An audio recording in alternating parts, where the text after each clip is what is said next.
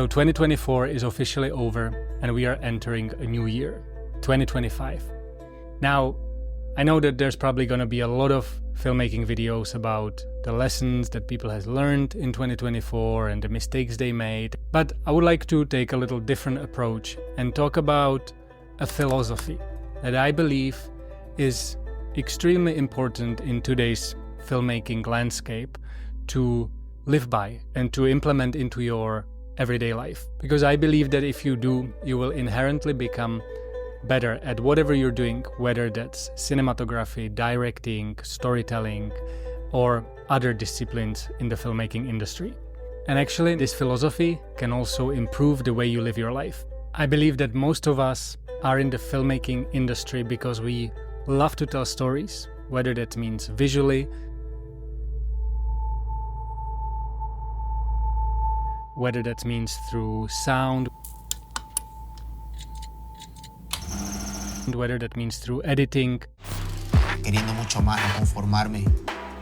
But how can we tell good stories if we are not living a good story ourselves? And that's what I want to talk about today.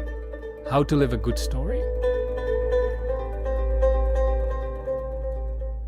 So before I give you some practical tips on how to, expose yourself better and live a better story, let's talk about comfort zone, because I think it's important to define what actually comfort zone is. In my opinion, there's the physical comfort zone, the place you live, the safe space, and it's kind of the outer comfort zone. And then there's an internal comfort zone, which is more psychological. And from my experience, you could be in a very uncomfortable situation in terms of the physical environment, maybe on an expedition or staying in a local village somewhere in Borneo, but you will be comfortable mentally because you're used to these experiences and they push you physically, but they don't push you mentally. And so if you're in a situation like that, you can always try to find, other ways how to also step outside of your comfort zone in the psychological aspect of it. And that usually means breaking or overcoming some of your internal fears. At the same time, you could be in a very safe space, like a city, but you could be pushing yourself mentally in that space. And I don't know, an example would be that, you live in a city somewhere in Europe, it's very safe, but you are a very shy person. And so the way you push the psychological barrier is that, you go out and you start talking to people, maybe you go to a meetup, or you just put yourself into situations that are uncomfortable psychologically and that help you grow. Now, why this is important to stepping out of your comfort zone is because that's where the magic happens. And I believe you've probably heard this quote, but it is true. If you step out of your comfort zone, you will suddenly realize that it's not that bad. It's not bad at all.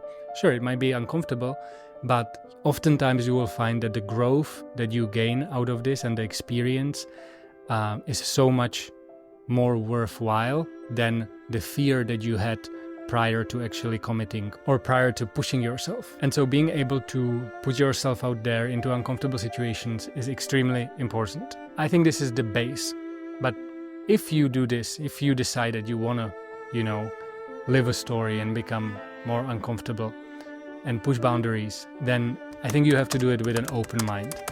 Because oftentimes you will encounter situations or traditions or people that normally you would judge, because at this point your mind hasn't expanded, you've never pushed yourself out of your comfort zone, or maybe a few times, and so you might have certain limiting beliefs. And so I suggest you to always step into these situations with an open mind and without judgment. Let those things, evolve, let those stories unfold, and then after that you can make your opinion. You can decide if what you've exposed yourself to was actually worth it, or maybe you have to do it another way next time. Maybe there's a lesson, or usually there's a lesson that you learn from these situations. And so if you're getting uncomfortable, get uncomfortable with an open mind. Together with an open mind also comes a habit that I've implemented into my life over the past year. And that's taking the path less traveled. And this could mean, just selecting a different navigation route when you're driving somewhere, or it could also mean traveling to a completely new country that you've never been. Or doing and trying things in a way that you've never done them before. And usually the indication for me to take a path less traveled is sort of a deep itching inside my mind or maybe it's even inside my chest. I don't know how to describe it really, it's more metaphysical. But it's sort of a feeling of, ooh, I should do that or I want to do it, but your mind is telling you not to because all different types of reasons that usually come from a point of fear. If I give you an example, this could be, I'm driving somewhere on the motorbike.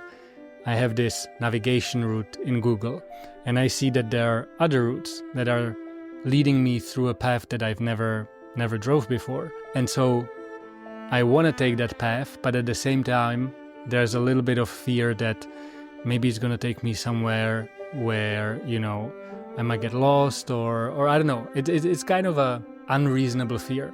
And so whenever I feel this, I try to overcome it and I try to take the path less traveled. And usually when this feeling is there, then I never regret that I took that path because there's something that surprises me on it. Maybe it's a beautiful village that I discover, or it's a person that I meet while, stopping for food, and so on and so forth. I mean, these are the real life experiences that we can then tell the stories about. Now, another advice or another, approach is to try to be present and try to be curious. If I were to explain how I mean this, then the best way to describe it is when I travel. Usually when I travel internationally on planes and in taxis and I'm experiencing a new place or a new city, every time I become present, oftentimes I'm on my phone and I'm not maybe even noticing the environment, but every time I remember and I try to become present, I observe what's happening around me. There are things that suddenly start speaking to me. It might be a gesture in a plane where I see a couple and I see the gentle movement that they touch each other's hand, and there's something in it that speaks to me. It could be that emotion that it transmits, it could be the lighting, it could be the situation. So I try to remember these. I try to write these down, and I have a list of kind of emotional, visual elements that speak to me. And I think they speak to me for a reason. And probably if you were in that situation, it might tell you absolutely nothing, or it might speak to you as well, because each of us is different, and so we will find, different emotional connections to things that are happening around us. Another example could be when I was in Kuala Lumpur and I was taking a Uber driver to a hotel, I think. And this guy was such a character. He was like a Chinese older guy. His English was... But the energy that he was transmitting while he was driving, and, he was on the phone with his cousin or someone, just that short moment, the 30 seconds in the car that I was present, immediately imprinted into my memory as something that was just so real and so full of life, but also full of story, that I could absolutely see it using this similar scene in one of my films eventually. And so this, observational and curiosity and being present, I think is extremely, extremely important for us as filmmakers and photographers, because in the end, we take a lot of our inspiration from the real world and from the things that are happening around us. So we have to be open to it, and we have to be able to not open only our eyes and our ears, but also, I think, open our hearts and our emotions to whatever is talking to us. And so I really believe that there is so much inspiration out there in the real world, in real experiences, in other people's stories. And if we want to become, storytellers and cinematographers and filmmakers who set themselves apart from competition, then the best way to do it is through real experiences and through you personally connecting with these experiences. rather than, watching movies and watching commercials and breaking them down. Of course, it is important because from that you can gain a lot of technical knowledge, but I think that the storytelling essence, you can only gain that through real life and through experiencing real life. Getting deeper. And so I hope that if you feel related to some of the stuff that I talked about, you will have the courage in the upcoming year to go out there, to step out of your comfort zone, experience life, and live your own story.